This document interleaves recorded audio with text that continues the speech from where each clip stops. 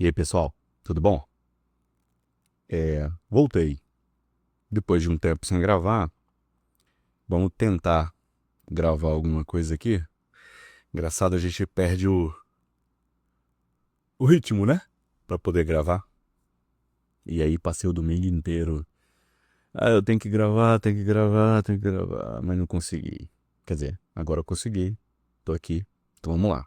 Continuando, a gente tinha comentado sobre o caso do Totonho, falado sobre raciocínio clínico. Descobrimos que o Totônio estava extremamente bradicárdico. E aí fizemos um vídeo sobre um diagnóstico diferencial de causas possíveis de bradicardia. Este vídeo é baseado na lista de diagnósticos diferenciais de um livrinho muito legal, da Oxford, Manual Oxford de Diagnóstico Clínico, eu acredito seja coreano. Ele é inglês, mas o nome parece que coreano ou é chinês. E o livro é muito legal porque ele é muito... Ele é um manual, né? Então ele é feito para ser usado ali, para ser carregado para cima e para baixo. Hoje ninguém carrega livro para cima e para baixo, hoje a gente carrega o celular. Mas tem uma lista muito interessante de causas possíveis e que são comuns, e que são mais comuns entre as possibilidades todas. Então, este vídeo, esta segunda parte deste vídeo, não pretende ser uma listagem extensa ou que esgote a lista toda de causas possíveis de bradicardia ou de bradiarritmia. No primeiro vídeo a gente falou de causas extrínsecas ao coração, ou de forma até contraintuitiva.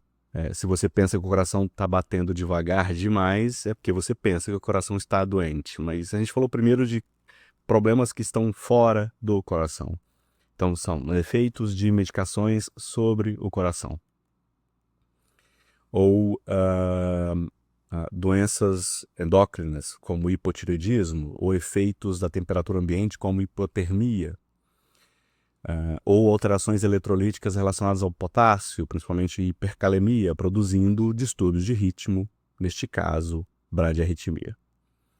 E nesse vídeo a gente vai falar, né, então, de causas intrínsecas, ou causas em que o problema está no coração. E neste caso, o problema está aqui, nas vias de condução elétrica do coração.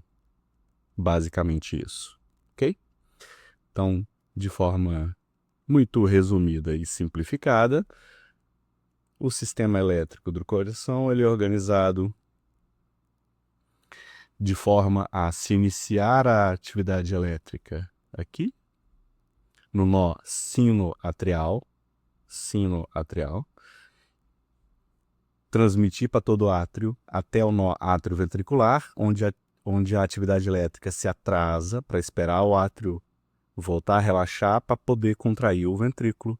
Segue pelas fibras pelo feixe de His, se divide em ramos direito e esquerdo até as fibras de Purkinje. E aí você tem então toda uma atividade elétrica que ordena a contração do miocárdio. Ela precisa ser ordenada porque os ciclos cardíacos têm ciclos de diástole e sístole que são sincrônicos e devem ser sincrônicos para que o fluxo sanguíneo seja o menos perturbado possível. Então, quando a gente pensa que sim, o coração está batendo devagar demais, é porque provavelmente há um problema na origem da atividade elétrica ou na transição da atividade elétrica do átrio para os ventrículos. E aí, então, entre as causas intrínsecas que estão citadas no livro do WHO, do Oxford, no manual Oxford, a primeira delas não a primeira, né, mas que eu vou falar aqui especificamente, é a disfunção do nó sinusal. Eu acabei preferindo o termo disfunção do nó sinusal, Mas é interessante notar que se eu tenho uma bradicardia, uma bradiarritmia, essa bradiarritmia me provoca sintomas, eu tenho uma síndrome, tá? Então, esses termos são usados de forma intercambiável, disfunção do nó sinusal e síndrome do nó sinusal doente. Vocês podem ver ali em inglês, sick sinus syndrome. Ok? Mas estamos falando da mesma coisa, mas a síndrome é porque é o quadro sintomático. A disfunção de nó sinusal, não necessariamente ela vai produzir sintomas, a não ser que ela progrida e comece a produzir sintomas. E no caso da produção de sintomas por uma disfunção do nó sinusal, a gente chama de síndrome do nó sinusal doente. E aí ela se manifesta de uma série de formas. O que acontece, basicamente, é que o nó sinusal, que é o local onde se origina a atividade elétrica, inclusive chama nó porque é um nódulozinho, um micronódulozinho, eu coloquei ele como se fosse um nó mesmo, uma série de fibras aqui. Eles iniciam porque eles têm uma automaticidade. Essa automaticidade, ela tem uma regulação, um equilíbrio entre sistemas autonômicos, entre a inervação simpática e a parasimpática.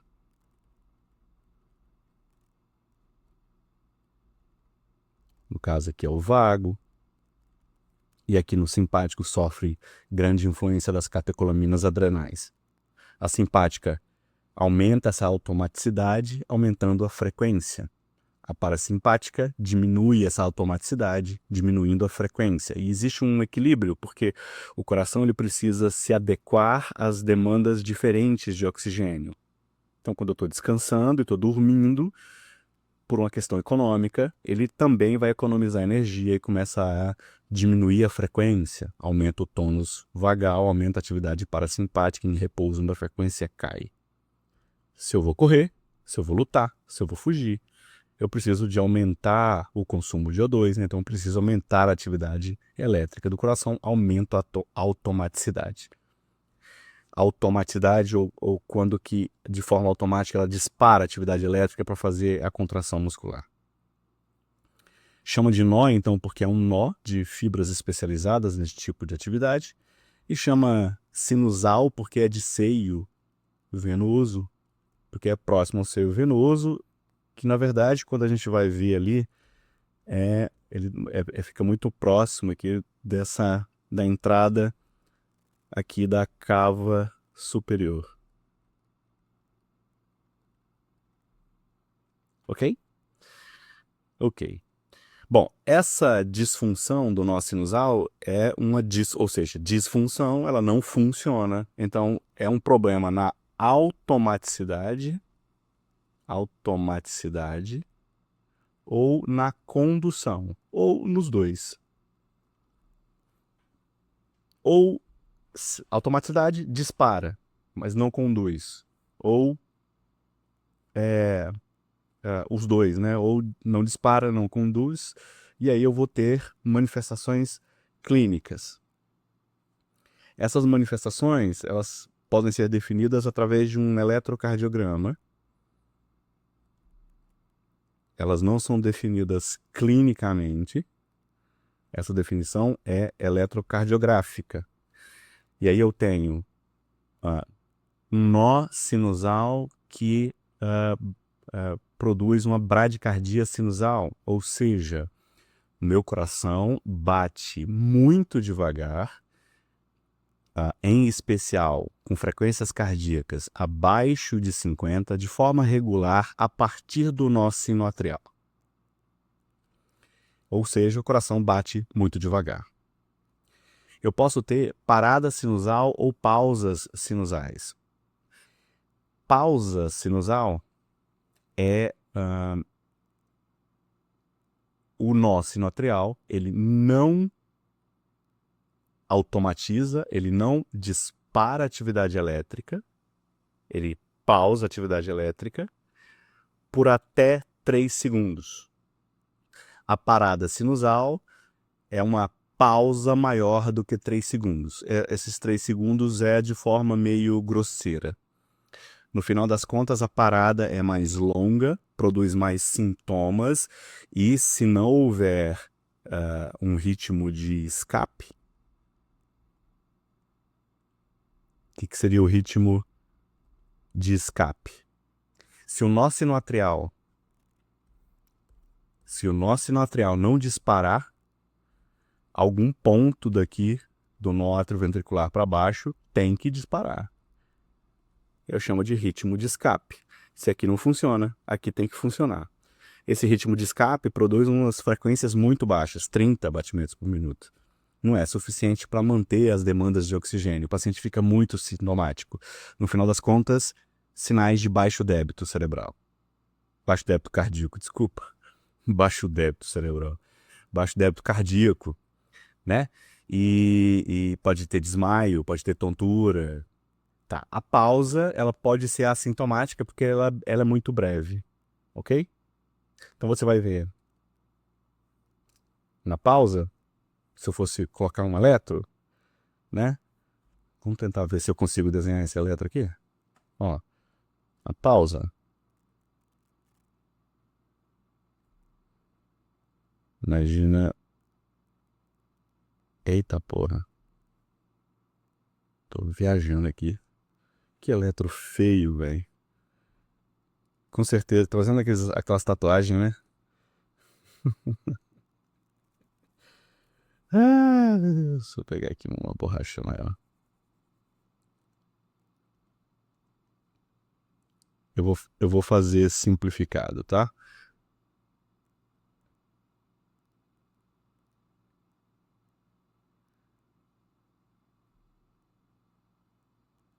Ó, esse aqui é uma bradicardia sinusal,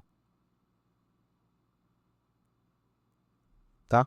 A diferença aqui entre um batimento e outro é muito longa, e aí a minha frequência cardíaca fica menor que 50, geralmente, tá? E esse ritmo é regular.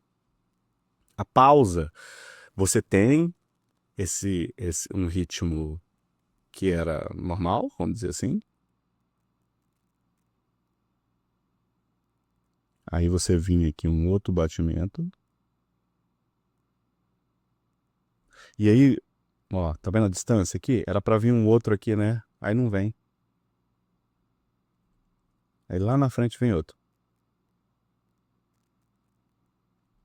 Essa pausa ou parada. Praticamente o coração para, né, pô? O coração para. Na pausa, por menos de 3 segundos de forma habitual, e na parada por mais de 3 segundos. E aí, para não entrar em assistolia, entra o ritmo de escape, que são QRS completamente dois dons lá,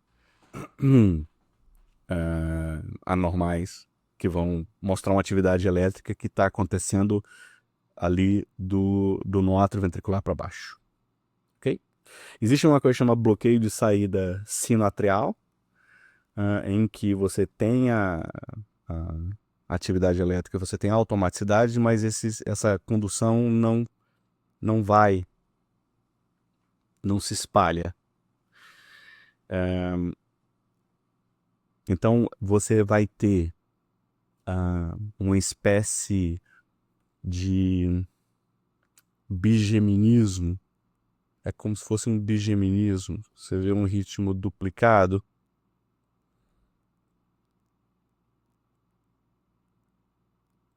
Aí pausa.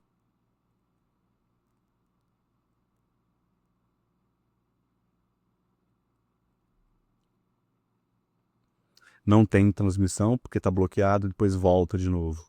De forma meio intermitente. A atividade passa depois e de forma mais ou menos regular. Tá? Isso se chama bloqueio de saída sinoatrial. Existe uma síndrome que chama síndrome taquibrade, em que você pode ver pacientes se apresentando com taques supraventriculares, que são alternadas com bradiarritmias. de qualquer tipo. Bradisinusal, parasinusal, pausinusal. Tá? Chama-se síndrome de taquibrade. Existe um que a gente chama de incompetência cronotrópica, que é o paciente que é incapaz de aumentar a sua frequência cardíaca no esforço. Então, ele em repouso, ele está aqui ok, sei lá, está batendo 50, ele precisa andar, ele precisa aumentar a frequência. Então, quando ele anda, como a frequência não sobe, ele passa mal. Chama de incompetência cronotrópica. A incapacidade do coração de aumentar a frequência sob demandas aumentadas do corpo. Ok? Beleza. Essa síndrome do nó sinoatrial, ela tem múltiplas causas, mas a causa mais comum, e eu até desenhei aqui um velho coronariopata, porque muitas vezes o que a gente tem e esse é a vítima mais comum, você vai ver síndrome do seio, do nó sinoatrial doente em pacientes com 80 anos, 90 anos de idade, porque a causa mais comum é uma fibrose, uma degeneração dos tecidos ali do miocárdio atrial, que afetam ali as ondas de condução, o nó sinoatrial e as ondas de condução. Eu coloquei aqui a coronariopatia, porque a isquemia local também está relacionado, e eu tinha colocado muito porque também é uma situação curiosa, né? A irrigação arterial do nó sinoatrial é dada pela coronária direita. Ok? O oxigênio que irriga, o sangue arterial que irriga o nó sinoatrial é dado pela coronária direita. Então, isquemia e infarto da coronária direita vai produzir disfunção do nó sinusal, produzindo bradiarritmias sintomáticas muitas vezes, ok? Uma outra causa comum, que também é definida de forma eletrocardiográfica, eletrocardiograma, é dada pelo bloqueio atrioventricular. Então, o que a gente tem aqui está a disfunção do nó sinoatrial, né? Aqui ele não funciona. Agora, se a atividade elétrica está aqui, está ok, mas quando chega aqui, bloqueio atrioventricular, quando chega aqui, que a atividade elétrica não passa através do nó atrioventricular, a gente chama de bloqueio atrioventricular, e ela também produz bradiarritmias sintomáticas, principalmente a de terceiro grau, ou bloqueio atrioventricular de terceiro grau, ou dissociação atrioventricular, que é o caso do totonho, que a gente comentou lá no caso do totonho, né? O totonho faz um eletro e fez um BAV total também. Esses bloqueios todos, de certa forma, estão relacionados também a miocardiopatias de várias formas. Miocardiopatias infiltrativas, inflamatórias, infecciosas, infiltração neoplásica, qualquer tipo de doença da estrutura miocárdica ali que afeta o trajeto elétrico ali, ela vai produzir algum tipo de bloqueio, ou lá no nó sinusal ou lá no nó atrioventricular. Ok? Não é importante agora, nesse vídeo, né, a gente separar o que é o bloqueio AV de primeiro, segundo, terceiro grau. A gente vai ter vídeos posteriores que a gente pode falar isso, tá? Então, eu tinha comentado aqui, ó, do IAM de parede inferior de coronária direita, muito por causa da disfunção do nó sinusal. Os IAMs também podem produzir bloqueio atrioventricular de forma meio que incomum, e quando acontecem, muitas vezes é transitória, ali nas primeiras horas, depois que o paciente é tratado, o ritmo volta ao normal. Não é tão comum quanto a gente imagina os infartos produzindo bloqueios de atrioventriculares. Vão produzir mais bloqueios de ramo esquerdo ou direito. Mas os bloqueios de ramo esquerdo ou direito, eles não produzem tanto impacto no ritmo cardíaco, porque a transmissão acaba se ocorrendo pelos ventrículos de formas alternativas, o débito cardíaco não cai tanto, e aí o paciente não fica nem tão sintomático. Mas eu fiz uma digressão aqui. Agora vamos para uma terceira possibilidade, que é interessante, que é o seguinte. Isso aqui, o bigemilismo, pode ser uma causa de uma pseudobradicardia. Pseudobradicardia. Ok? Ela pode acontecer por problemas ali na condução elétrica, e ela pode vir supra ou ventricular. O que acontece no bigemilismo é que você tem... aqui eu desenhei aqui. Você tem aqui. Aqui é a onda de pulso, tá? A gente vê no eletro também, porque a gente vai separar. Então, isso aqui é uma onda de pulso normal. Esse batimento regular está batendo a 80 batimentos por minuto. Tá bom? Você vê que nesse trajeto aqui eu tenho 4 batimentos nesse período de tempo aqui, né? Pam, pam, pam. E aí eu calculei com 80 batimentos por minuto. Quando você tem uma ectopia, você tem um batimento cardíaco, e antes dessa pausa toda de diástole para se encher e fazer uma outra sístole, eu tenho um batimento extra. Chama de extrasístole. Essa que está aqui, essa extrasístole, ela é precoce. Como ela acontece antes da diástole ser completa, o volume dela é pequeno. Então, pensa só, você faz sístole, coração relaxa, se enche de sangue de novo, outra sístole. Se essa sístole ocorre com uma diástole muito curtinha, a quantidade de sangue que sai dessa sístole extra é muito pequenininha, né? Aí o coração é esperto e ele faz uma coisa que chama pausa compensatória. Quando eu tenho um batimento extra, ele pausa para compensar o tempo e ele volta a bater novamente. Ok? Com a diástole mais completa, e aí o fluxo aumenta, tá? Então aí ele vem com a pausa compensatória e faz outro batimento cheião. Só que aí ele tem esse problema rítmico, outra ectopia aparece, e ele tem que fazer uma outra pausa. Por causa das pausas compensatórias, e por causa de que esse pulso aqui, extra, ele não, essa extra sístole aqui, ele não produz pulso, eu pego o pulso aqui e a frequência está 40. Metade da frequência eletrocardiográfica de 80. Porque se eu for olhar aqui eu tenho, vamos dizer assim, QRS, eu tenho 2 batimentos aqui. O eletrocardiograma vai pegar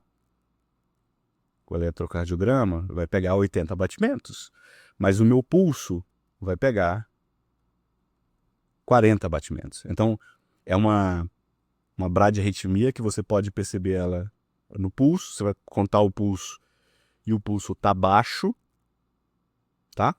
A frequência tá baixa no pulso, mas que quando você faz o eletro, você consegue ver uma frequência maior, porque o eletro capta a atividade elétrica da extrasístole que não produziu pulso. E aí você tem uma frequência diferente aqui, entre um e outra, tá? Quando é certinho, bem fixo, essa diferença cai pela metade, por causa das pausas compensatórias. Massa? Muito massa, né, velho? Muito foda. E... deixa eu ver o que mais que eu ia falar. Eu acho que é só isso, né, cara? Então, eu fiz aqui, ficou bonitinho. Depois eu vou compartilhar com vocês os rabiscos todos. Provavelmente eu vou compartilhar com vocês esses rabiscos na minha newsletter quadro clínico que eu publico no Substack. E aí, se vocês quiserem baixar em casa, imprimir, tentar copiar, vocês podem usar de forma livre. Valeu? Eu tô me sentindo bem porque eu consegui gravar, hein, cara. Muito tempo sem gravar, eu queria muito, já era pra estar. Meu Deus do céu. Mas tem horas que a vida exige da gente mais do que a gente consegue oferecer pra ela, né? A vida às vezes é foda. Mas tá certo. Vamos lá, vamos de novo, pra frente. Ajuda nós, assina, marca lá o sininho para ser avisado de vídeos novos. Estão demorando um vídeo entre outro, mas isso eu espero fazer com uma frequência maior. Eu me prometi que será toda semana, exceto nas semanas que não dá para ser publicado. Mas que seja assim e que sejamos felizes. Um abraço e até a próxima. Valeu!